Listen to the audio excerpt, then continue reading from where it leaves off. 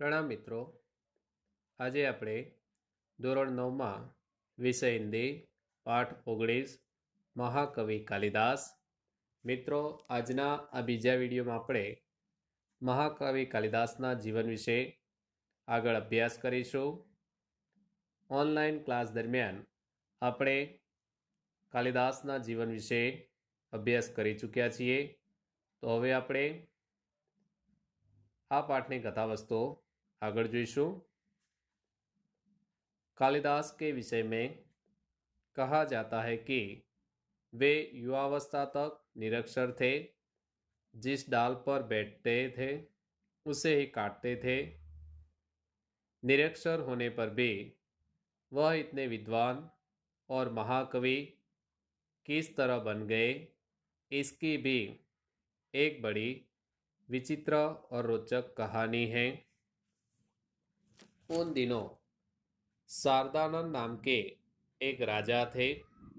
उनकी एक गुणवती और विद्वान पुत्री थी जिसका नाम विद्योतमा था. वह बहुत सुंदर और रूपवती भी थी.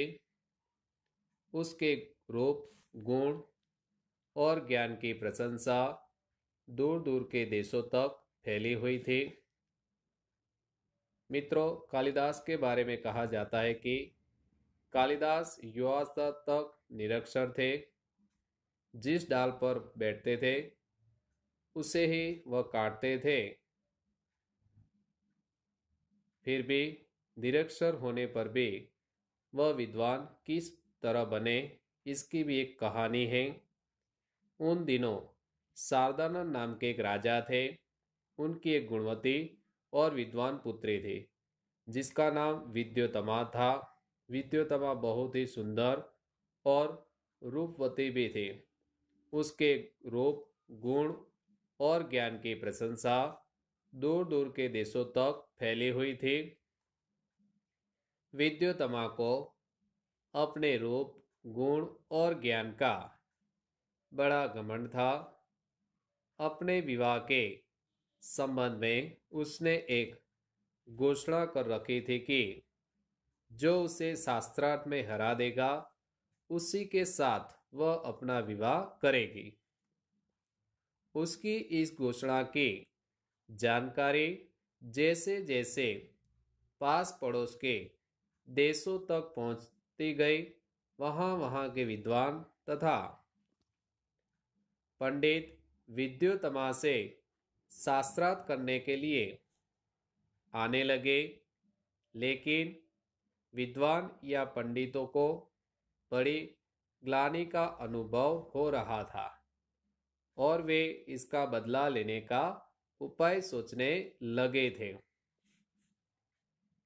विद्वानों और पंडितों ने मिलकर तय किया कि विद्योतमा का विवाह किसी मूर्ख से करवा दिया जाए तो इसका घमंड टूट जाएगा और वे अपने अपमान का बदला भी ले सकेंगे. अतः अब वे ऐसे एक मूर्ख की तलाश में रहने लगे. संयोग से उन्हें एक दिन एक ऐसा ही मूर्ख युवक मिल गया. वह पेड़ की जिस डाल पर बैठता था उसे ही काट रहा था. पंडितों तथा विद्वानों को लगा कि उससे बड़ा मूर्ख और कौन होगा. इसलिए पंडितों ने उसे पेड़ से नीचे उतारा और समझा बुझाकर एक सुंदर राजकुमारी से उसका विवाह करा देने की बात कहकर तथा लालच देकर अपने साथ चलने के लिए राजी किया. मित्रों, इस प्रकार विद्योतमा से अपना बदला लेने के लिए विद्वानों ने एक मूर्ख युवक से विद्योतमा के पास शास्त्रार्थ के लिए ले जाने का निश्चय किया. पंडितों ने उस मूर्ख युवक को यह बात अच्छी तरह समझा दी कि वह वहां कुछ नहीं बोलेगा और गूंगा बना रहेगा, नहीं तो उसका विवाह नहीं होगा। वह मूर्ख युवक बड़ा खुश हुआ। उसने पंडितों की बात मान ली और उनके साथ दिए गए अच्छे अच्छे कपड़े पहन लिए। पंडित उसे विद्योत्तमा के पास शास्त्रार्थ के लिए ले गए। राजकुमारी विद्योत्तमा को उस मूर्ख युवक का परिचय देते हुए पंडितों ने बताया कि ये हमारे गुरु है और बहुत बड़े विद्वान है, शास्त्रों के जानकार है। आपके साथ शास्त्रार्थ करने यहाँ आए हैं, लेकिन उन दिनों मौन व्रत चलने के कारण ये संकेत से ही शास्त्रार्थ करेंगे। विद्योत्तमा पंडितों की यह छल भरी बात नहीं समझ सके और शास्त्रार्थ के लिए तैयार हो गई। उसने युवक को एक उंगली दिखाई जिसका भाव था कि ईश्वर एक है। मित्रों, यहाँ पर विद्योत्तमा उस मूर्ख युवक के साथ शास्त्रार्थ के लिए तैयार हो गई। विद्योत्तमा ने उस युवक को एक उंगली दिखाई जिसका भाव था कि ईश्वर एक है। उस मूर्ख युवक ने समझा कि यह मेरी एक आंख फोड़ डालना चाहती है। उसने दो उंगलियां दिखाते हुए उसकी दोनों आंखें फोड़ डालने का संकेत किया। पंडितों ने इस संकेत का अर्थ विद्योत्तमा को समझाते हुए कहा, आपके प्रश्न के उत्तर में हमारे गुरुजी का कहना है कि ईश्वर और जीव दो है। मित्रों, इस प्रकार विद्योत्तमा द्वारा पूछे गए प्रथम प्रश्न का उत्तर पंडितों ने इस प्रकार उसे समझाया। इस बार राजकुमारी विद्योत्तमा ने 5 उंगलियां दिखाकर पांचों तत्वों का संकेत किया। उस मूर्ख युवक ने समझा कि वह मेरे मुंह पर तमाचा मारने का संकेत कर रही है। उसने मुट्ठी बांधकर तमाचे का जवाब गुस्से से देने का संकेत किया। पंडितों ने इस बार भी विद्योत्तमा को इस संकेत का अर्थ बताते हुए कहा, आपने 5 उंगलियों से 5 तत्वों का संकेत किया था, लेकिन हमारे गुरुजी का कहना है कि पांचों तत्वों के मिलने से ही सृष्टि का निर्माण होता है, अलग अलग रहने में नहीं। इस तरह उपरोक्त शास्त्रार्थ में विद्योत्तमा ने उस मूर्ख युवक से अपनी हार मान ली और दोनों का विवाह धूमधाम से पंडितों ने करवा दिया।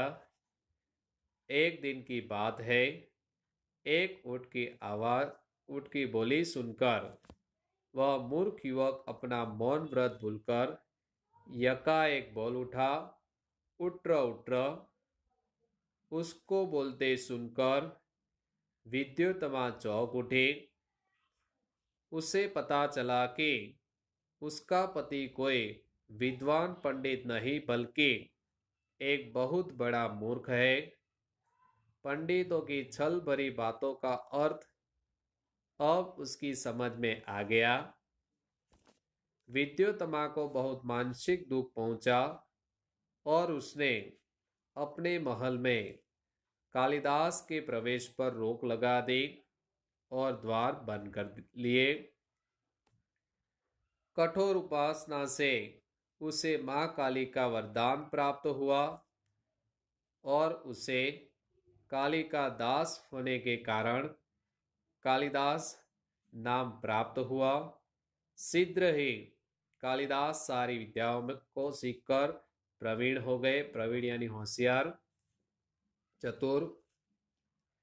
राजनीति, धर्मशास्त्र और साहित्य का अच्छा ज्ञान प्राप्त कर वह फिर से विद्योत्तमा के पास लौटे। द्वार तब भी बंद था। कवि ने अपने विद्वान होने के प्रमाण स्वरूप संस्कृत में द्वार खोलने के लिए विद्योत्तमा से प्रार्थना की।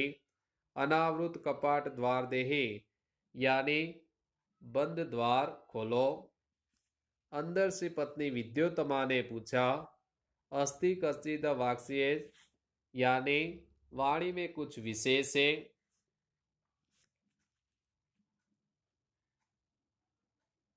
इस पर महाकवि कालिदास ने क्रमशः कुमार संभव, मेघदूत और रघुवंश की रचना विद्योत्तमा को सुनाई।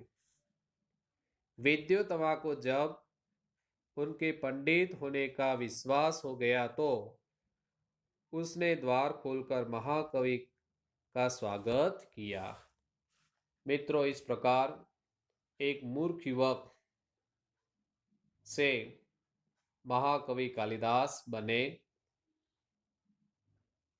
आगे के इस पाठ की कथा वस्तु हम आगे के वीडियो में देखेंगे।